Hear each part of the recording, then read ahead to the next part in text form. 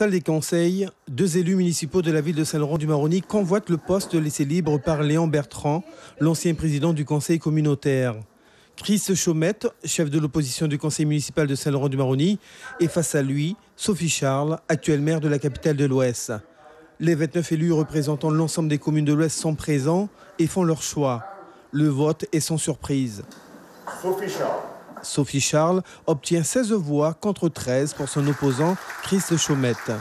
Un résultat à la hauteur des espérances du groupe de travail majoritaire pour mener à bien les projets en cours. Ce sont des grands projets qui sont déjà dans les tuyaux et peut-être que puisque je dois rencontrer les maires individuellement, que chacun me fera part de ses desiderata pour sa commune en particulier. Bien sûr, dans la limite du temps qui nous est imparti, il ne sera peut-être pas possible de faire tout ce qui est souhaité, mais en tous les cas, je souhaite moi travailler en concertation avec tout le monde pour l'intérêt de la population de l'Ouest Guyane. Dans la salle, les observateurs ainsi que des opposants respectent le choix du vote démocratique et se félicitent tout de même du résultat de l'urne.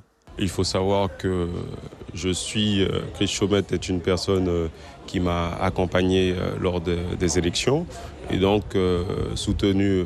On va dire que j'ai accompagné, j'ai écouté, j'ai pu donner un certain nombre de conseils modestement. Et donc aujourd'hui, nous avons le résultat que nous avons. Aujourd'hui, je crois que Chris a dû mener une campagne claire et je crois que son score est à saluer.